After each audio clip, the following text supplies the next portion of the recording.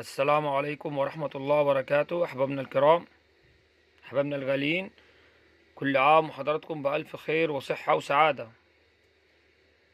الحمد لله. أحبابنا الكرام، جبنا لكم قطعة من نوادر جدا جدا جدا جدا. يا أحبابنا الكرام، هي قطعة من العقيق الأسود، شفة العبد. شفة العبد ده أحبابنا الكرام يطلق عليه الاسم بتاعه. تمام، هو حجر من العقيق الأسود النادر جدا يا أحبابنا الكرام. تمام. طب هو انا الاقيه فين الحجر ده؟ الاقيه داخل الصخور البركانيه. اي مكان فيه صخور بركانيه احبابنا الكرام يتواجد فيه. تمام احبابنا الكرام. بيتواجد احبابنا الكرام في امريكا، في استراليا، تمام، في كل مكان في العالم احبابنا الكرام. لكن اجود الانواع مني اللي هو اليماني الاسود، شفة العبد. احبابنا الكرام، الحجر ده بيتكون من عائلة السيليكا، تمام، ومعادن اخرى. تمام احبابنا الكرام، لكنه حجر صلب جدا. الصلابة بتاعته من 6.5 ل7. تمام احبابنا الكرام، حجر صلب جدا. يعني احبابنا الكرام، والله احنا بنخرج القطعة دي من الطبقة الجيرية اللي كانت عليه. تمام، يعني ما تأثرش جدا، يعني بمطرقة يدوية احبابنا الكرام ان احنا حاولنا إن الحجر ده نخرجه منها. تمام، كان صعب جدا جدا. الحجر ده ما تأثرش خالص نهائيا. تمام احبابنا الكرام، هو ذو ملمس شمعي. تمام.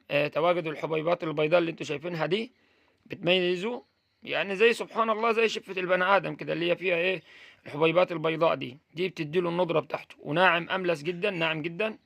تمام. ملوش حوافة حبيبنا الكرام. تمام، فهو حجر العقيق الأسود اليمني، شفة العبد. حبيبنا الكرام، انت لو تمتلك قطعة من هذا النوع فأنت تمتلك الخير الكثير بجد يا حبيبنا الكرام. والله يعني انا مش عايز اقول لكم، يعني الدرجة بتاعته، تمام، عالية جدا جدا جدا. تمام، فهو بيجي في اشكال زي ما انتم شايفين كده. تمام، شايفين القطعة دي في بعض الزعفران مزعفرة من الداخل. تمام، وهو لونه اسود زي ما انتم شايفين كده بالظبط، بيتواجد بنفس الشكل. تمام احبابنا الكرام. طب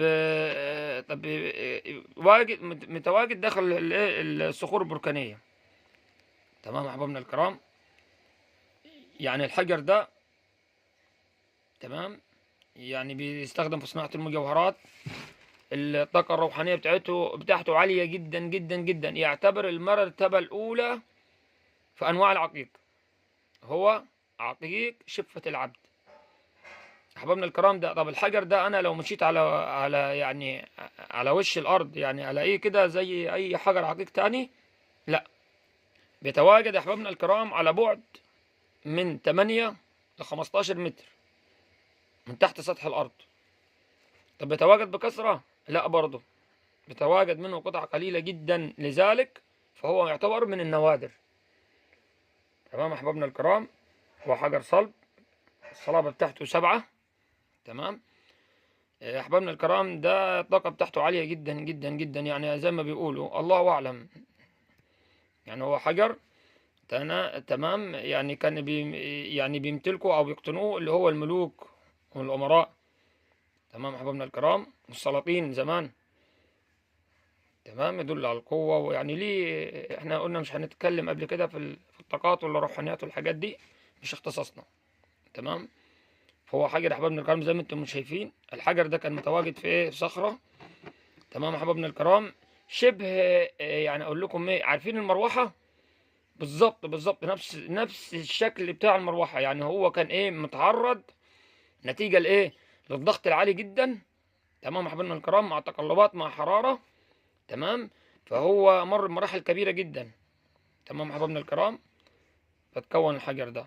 الحجر ده حبايبنا الكرام، انا كنت عامل لكم الحلقة دي عن العقيق وجمال العقيق يا حبايبنا الكرام. تمام، والله لما لقينا الحتة النادرة دي قلنا نعرضها.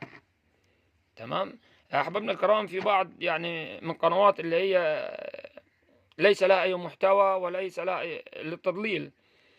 يعني كان في حجر قبل كده كنا عارضينه بتاع عقيق العين، بيقولوا ايه ده حجر من الخارج صوان. لا، الطبقة الخارجية انت لو ركزت كويس طبقة جيرية.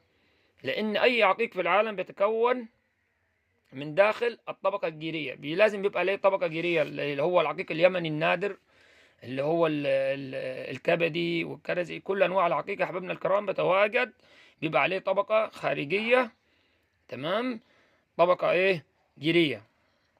تمام يا حبايبنا الكرام. بصوا شايفين الحجر قدامكم، شايفين الحبيبات البيضاء دي، هو الحجر اسود زي ما انتم شايفين كده معتم، ولذلك سموه حجر شفة العبد. حجر شفة العبد.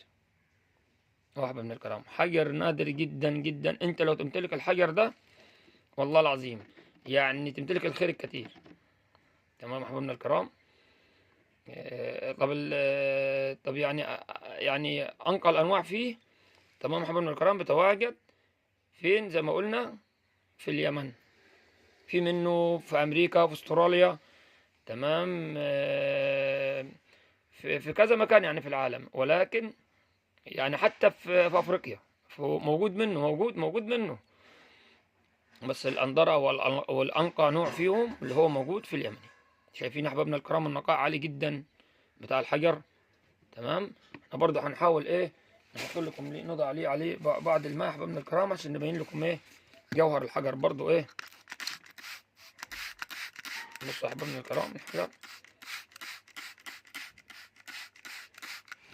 حجر يعني هو أصلا الحجر يعني أنت تقتنيه تشوفه كده ما تفرطش فيه. اه والله من الجمال بتاعه. بصوا يا أحبابنا الكرام. تمام. احنا اتكلمنا قبل كده، قلنا لكم هنعمل لكم سلسله عن العقيق، بس والله العظيم يعني احنا مش الوقت عندنا يعني صعب جدا. تمام يا احبابنا الكرام. يعني في علاقه تربط العقيق بالذهب، اه، وكثير من الناس ما يعلموش العمليه دي، ان هو في ربط بين العقيق ما بين الذهب، لما يتواجد عندي العقيق بكثره في ارض، العقيق اللي هو النقي اللي هو هنوريه لكم في الحلقات القادمه ان شاء الله. بيتواجد، وتواجد كمان عروق وخلايا كبيرة جدا من الذهب. طب يعني دي في صلة، وزي ما قلت لكم قبل كده يا احبابنا الكرام، انت بتقول لي كيلو العقيق، انا هقول لك بالكيلو، كيلو العقيق يساوي 70 ويساوي اكتر من 70,000 جنيه، بس ليس العقيق الزلطي او عقيق الزلط، لا، العقيق اليمني الفاخر يا احبابنا الكرام. هنتكلم وهنشرح لكم ازاي بالتفصيل. تمام. في بعض اصحاب المحلات يبقى عندهم يعني شويه من الضمير، يعني يشتريها ايه، مثلا ممكن ب30,000 بحاجه زي كده، لكن هو بيعدي، بيعدي العقيق اليمني المزعفر. طب فين اماكن تواجده، يعني الاقيه فين؟ هنبقى نتكلم عن كل ده في الحلقه القادمه ان شاء الله باذن الله. تمام. دمتم في رعايه الله طيبين. تمام حبايبنا الكرام، انتظرونا، يعني هنجيب لكم كل ما هو جديد وكل ما هو نادر يا حبايبنا الكرام. معلش عذرا يا حبايبنا الكرام، هنوريكم برضو تحت تأثير الضوء في الشمس، خليكم معايا كده. بصوا يا حبايبنا الكرام، احنا جبنا لكم الحجر برضو ايه في أشعة الشمس زي ما انتم شايفين كده يا حبايبنا الكرام. معلش مش هنقرب التليفون عشان تبقى الإضاءة ايه واضحة معاكم. زي ما انتم شايفين يا حبايبنا الكرام، شايفين جمال الحجر يا حبايبنا الكرام، شايفين في الشمس. تمام. بصوا حجر جميل جدا جدا جدا جدا من النوادر يا حبايبنا الكرام. تمام. زي ما قلنا لكم قبل كده، هو حجر شفة العبد، شفة العبد. والسلام عليكم ورحمة الله وبركاته.